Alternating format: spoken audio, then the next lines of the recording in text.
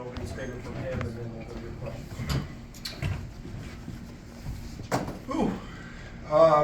Yeah, Duke's good. 5 of 16 the first half. If we're just 5 of 16, which is 32% from 3, it's a 2-point game. And I felt great about our first half. We got great shots. We shot 44% and go 0 for 16 on that side of things. The game was at the free throw line. They had 27 points at the free throw line and on second chance points. Crazy to think we've been the #1 rebounding team in the country and get smashed tonight. But that was, we held them to 37 or 38% field goal percentage in the first half on their first shot. We guarded. And, then to finish 2 for 26 from 3, you're not going to beat anybody, especially anybody good. And then that paint clogs up, and they're the #1 defense in the country, in 2-point field goal percentage defense at the rim. So, just a good old-fashioned butt kicking. Give them all the credit. It's one game, and they whipped us in about every facet. Brad Cooper didn't have a huge scoring night, but what did you think of him overall? Is he the best player in college basketball? Sure, not even close. I hope he stays in school. I mean, if I'm the NCAA or the ACC, I'm figuring out an NIL deal to keep that dude in school, because he's everything that's right about our game. I mean, college basketball is in a great place. I mean, we've got guys like that coming in. I hope he stays. Somebody threw out some story about it. I hope he stays, man. He'd be great. He could probably make more here than he could in the NBA. He's also got really good people around him, and that helps. But I thought we did a really good job on him in the first half. We fought his catches. Kylan Boswell played underneath him some. I thought was terrific. And he's so instinctual on the defensive side. I thought we did a good job of really staying away from him to not give him opportunities to run through passing lanes. But really good player, and he's got really good teammates around him. Why do you think he'd be better in college than the NBA? He's 18. Yeah. He's just an 18-year-old kid. Go have fun. Chase a girl. Just enjoy the opportunity. I get the whole thing. That's slotted. He's gonna make what he is, and I'm speaking just completely randomly. Don't know the kid or the family, but gosh darn, man, I'm excited about college basketball and that thing that. He's really good, and there's I don't want to play against him anymore.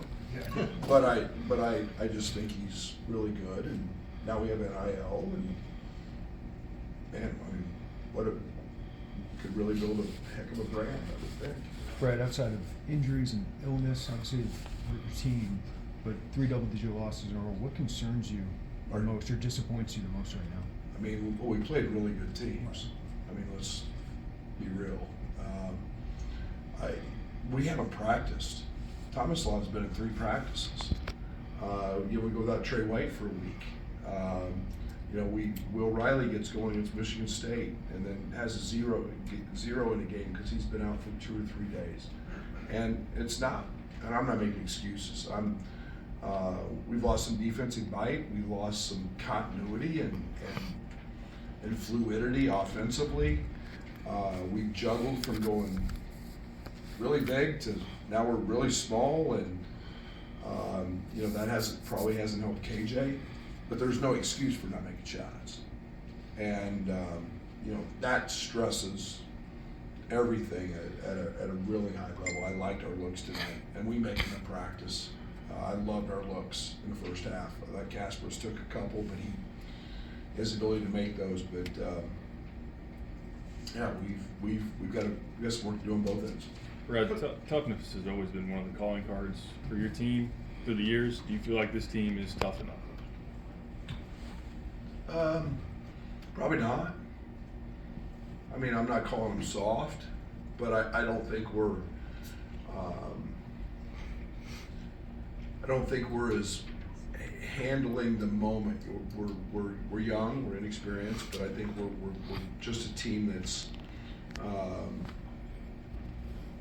we miss a shot and put our head down. Next play, you know, you gotta get beyond that, and I'll get him there.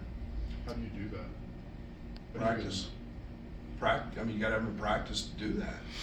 You can't demand things when you're. We've had one practice now where we've had two. One practice since the Indiana game. Where we've had everybody, and it's hard to do that. I mean, there's been a lot of days I don't even know who's starting.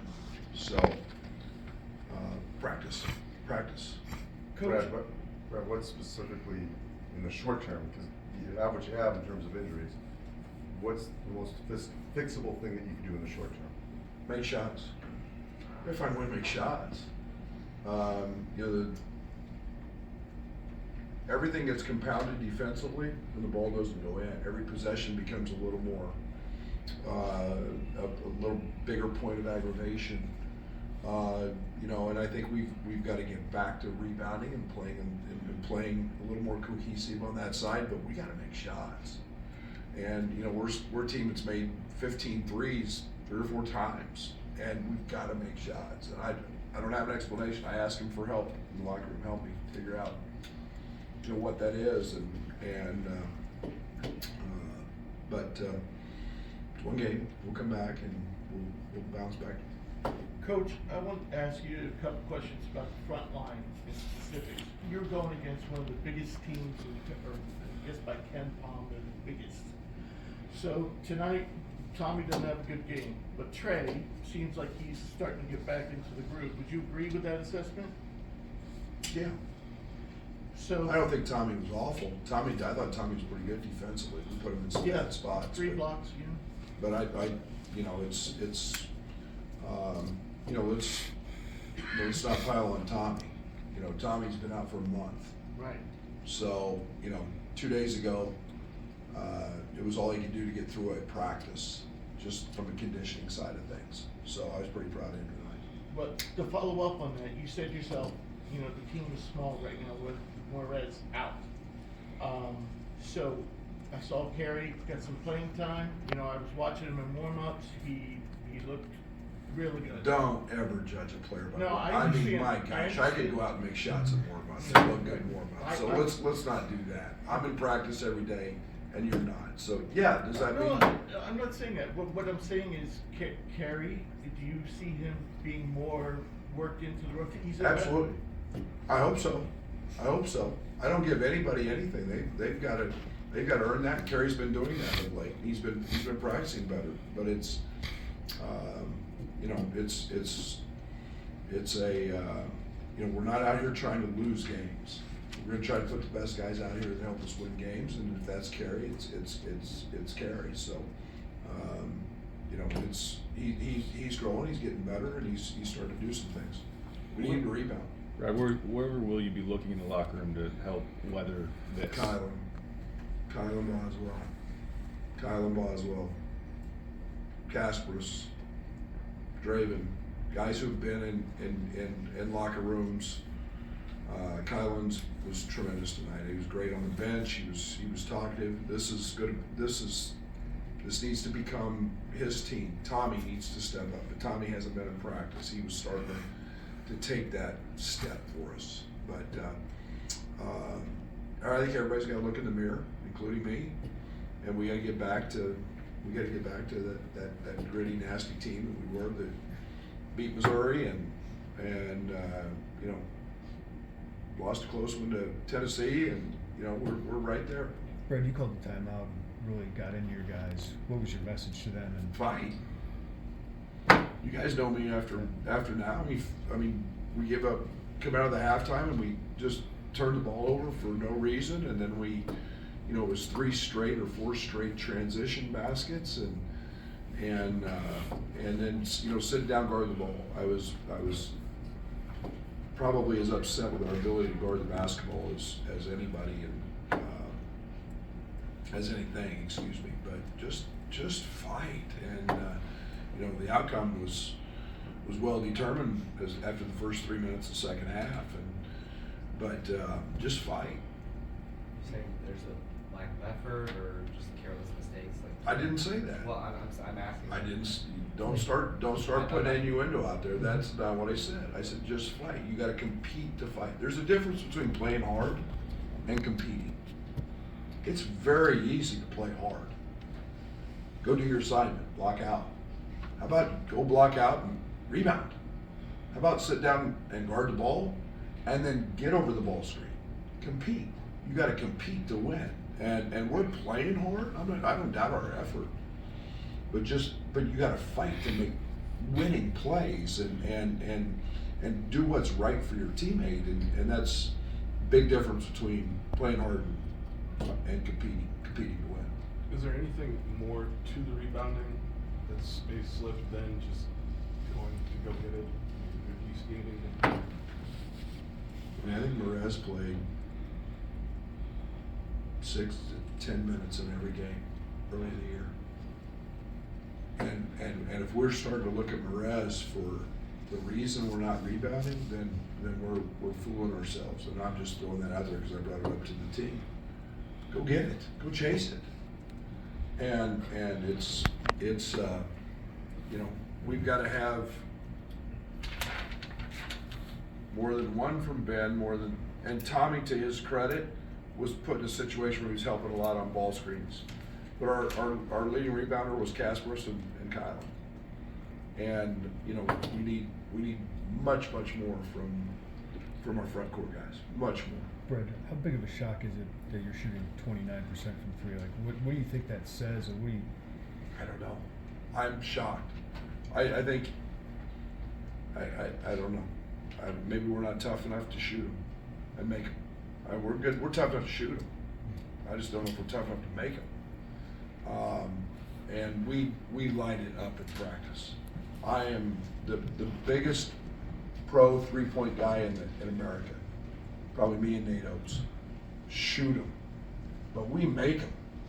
And I mean, I just keep waiting, and we've made 15 multiple times, but the farthest reaches of my win, I never expected that. I thought we'd be a mid to high 30s team, and I still believe in these guys, but it's you know, you gotta find a way. Got time for 2 more here.